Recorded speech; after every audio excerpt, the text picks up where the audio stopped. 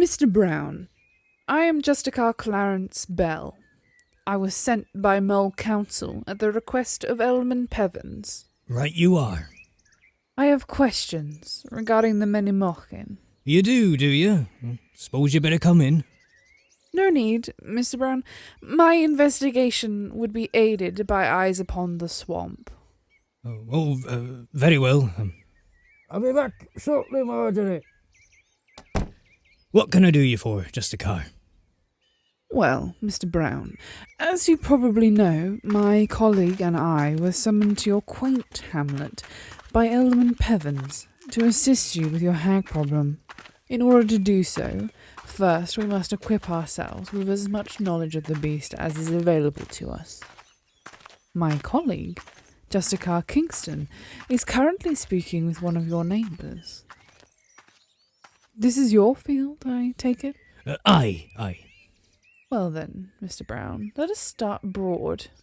What do you know of the Menymochyn?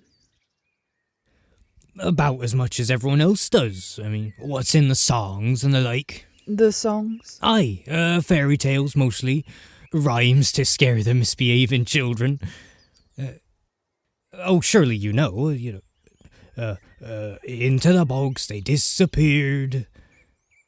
Tusks for teeth, hooves for feet. Blimey, did your mum not sing to you when you were little? I did not grow up in proximity to Smor Swamp, Mr. Brown.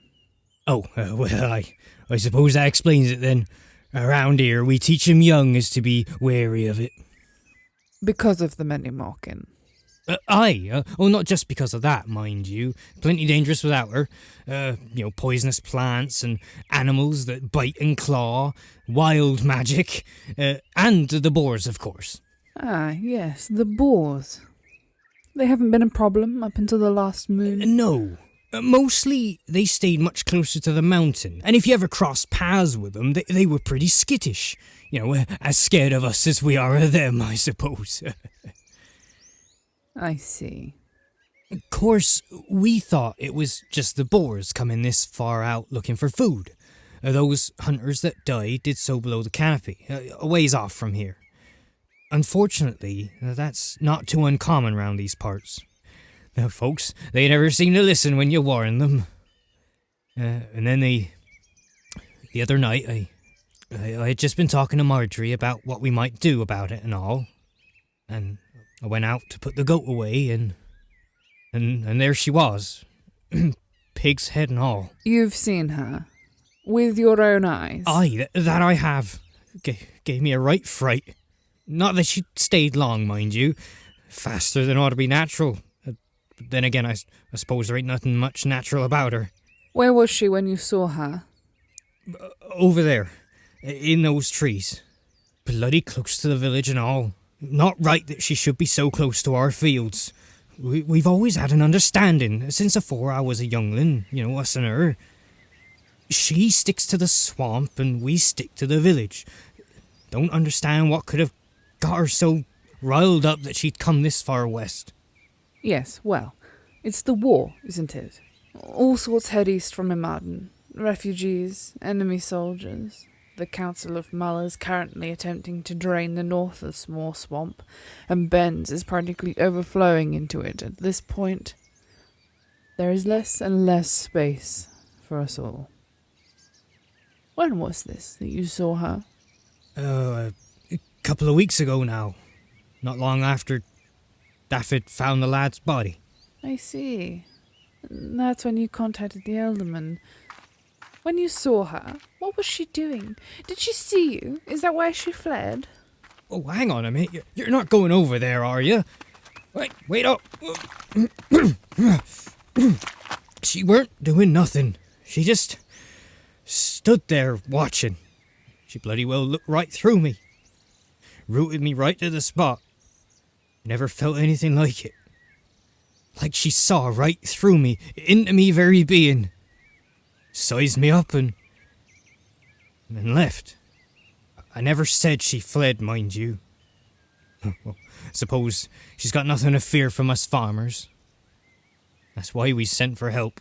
Yes, of course, my mistake. Your neighbours told me that she would be Large. That's right. Tallest woman I've ever seen. Well, taller than you, even. Over 6 feet. Almost 7, I'd wager. Have you lost any livestock? I see your fields are undamaged. No, she's left us be, thank my Laura. Well, that makes you quite lucky, Mr. Brown. The Stretson's pigs were released, and Mr. Morley tells me he has lost the majority of this year's harvest. And yet, here you are. Not even a broken fence post. Now, I don't like your tone there, missy. And I'm sure that your neighbours won't like that you've been aiding the monster that's destroying their livelihoods. Look, I ain't done nothing of the sort. Aiding. What utter nonsense. All I've done is what they ought to do when the first boars appeared. And maybe we just spared that lad's life. Instead, here we are, out in the bloody mud, tampering with things that ought not to be tampered with. Tell me, how have you defended your lands from her? By remembering they ain't my lands. They're hers. Look there, between those trees. I leave the offering from the old songs there. Offering? A bit of barley, some turnips, some of the apples we've left over from last year's harvest, that sort of thing. And a little something from the farm, so that she knows it was me who left it. And that's why you saw her. You were watching to see if she took the offering. Look, I ain't proud of it, but when that lad's guts decorated the road like garland, I knew it had to be done. If only I'd done it sooner, perhaps we'd have spared him. Oh, I doubt you could have saved him. If the Menymochyn follows the behaviour of her cousins, and she is aggressively territorial. I'm told he was warned to stay out of the swamp, and he went hunting anyway. Aye. He didn't believe us when we told him that the boars were protected. He laughed at us when we said they were sacred. He seemed to think that if he killed a few, they'd stop coming. Well, there you are then. Cannot protect a man from his own ignorance.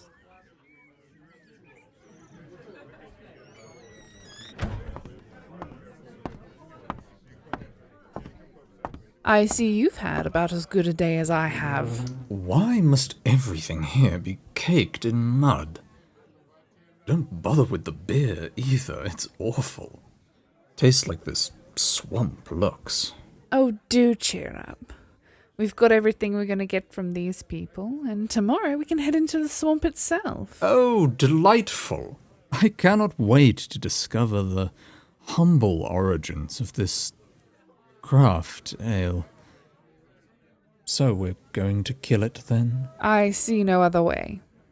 The war is the root cause. We cannot stop the war, and it will not end any time soon. I was afraid you were going to say that. What's the plan then? Fighting it in its lair is not a good idea. True, but the only place we can lure it is out here. And if the farmers are to be believed, this land is as much the Menymochyn's as the swamp is. We could always make a bargain. You're joking. You never laugh at my jokes, so how can you even tell? But consider, Smor is the only swamp in Viridia, so we cannot relocate her. We are unlikely to win a fight in her territory, and like you said, we cannot stop the war. Perhaps, then, a bargain is the best approach. I have known you a long time, and that has to be one of the stupidest things you have ever said to me. Now, there's no need to be rude. Just think about it. In fact, a charming fellow I met earlier told me this very interesting story about a young lady skipping off into the woods to ask Menymochyn for help. Not only did she receive the aid she required, it didn't even cost her soul. What did it cost? Her firstborn, but that's not a problem for us. I don't even want children, and you, well, you don't have to do the talking, I suppose. I do not think that this is a good idea. It's better than getting gored in a swamp. Come on, Clarence, let's try my way for once. What's the worst that could happen? We'd have to fight and kill this pig woman anyway.